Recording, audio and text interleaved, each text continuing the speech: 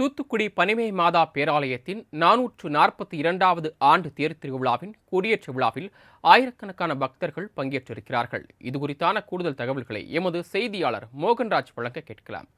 மோகன்ராஜ், பனிமய மாதா பேராலயத்தின் தேர் திருவிழாவை முன்னிட்டு நடைபெற்று வரும் கொடியேற்றம் குறித்தும் அதற்காக செய்யப்பட்டுள்ள ஏற்பாடுகள் குறித்தும் பாதுகாப்பு நடவடிக்கைகள் குறித்தும் விவரங்களை விரிவாக பதிவு பண்ணலாம். தூத்துக்குடியில் உள்ள உலக பனிமய மாதா பேராலயத்தின் 442வது ஆண்டு திருவிழா மறைமாவட்ட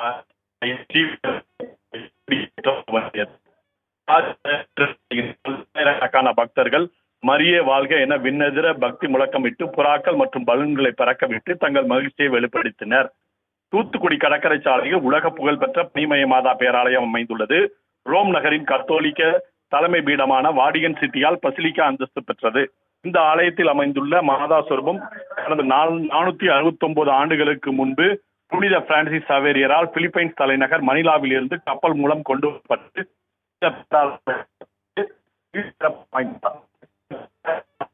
சிறப்பாக 10 நாட்கள் திருவிழா நடைபெறும். இந்த ஆண்டு திருவிழா கொடியேற்றத்துடன் இன்று துவங்கியது. காலையில் கொடியேற்றத்திற்கு முன்பு கூட்டு திருப்பலி மறைமாவட்ட ஆயர் ஸ்டீபன் ஆண்டனி பனிமய மாதா பேராலய பங்கு நடைபெற்றது. இதைத் தொடர்ந்து பனிமய மாதா உருவம் பொறித்த கொடியை வந்து பேராலயம் எதிரே உள்ள கொடிமரத்தில் மறைமாவட்ட ஆயர் ஸ்டீபன் ஆண்டனி தலைமையில் பங்கு தந்தைகள் பொதுமக்கள் கொடியை பிடித்து ஏற்றினர்.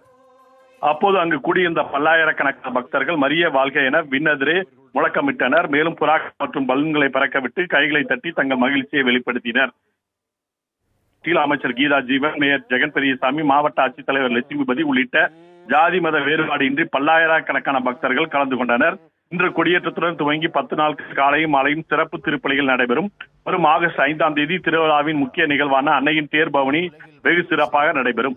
இத்திருவிழாவில் உள்ளூர் மட்டுமின்றி மாவட்டம் மற்றும் இலங்கை, சிங்கப்பூர், மலேசியா உள்ளிட்ட வெளிநாடுகளில் என 5 லட்சத்திற்கும் மேற்பட்ட கலந்து கொள்வார்கள் என எதிர்பார்க்கப்படுகிறது. மேலும் ஆகஸ்ட் 5ஆம் தேதி திருவிழாவிற்காக தூத்துக்குடி மாவட்டத்திற்கு உள்ளூர் விடுமுறை விடப்பட்டுள்ளது. திருவிழாவின் பாதுகாப்பிற்காக தூத்துக்குடி மாநகர் பகுதியில் 900 போலீசார், மாவட்ட காவல் கண்காணிப்பாளர் பாலாஜி சரவணன் தலைமையில் பாதுகாப்பு பணியில் ஈடுபட்டுள்ளனர். சரவணர், தங்களது விரிவான தகவல்களுக்கு நன்றி மோகன்ராஜ்.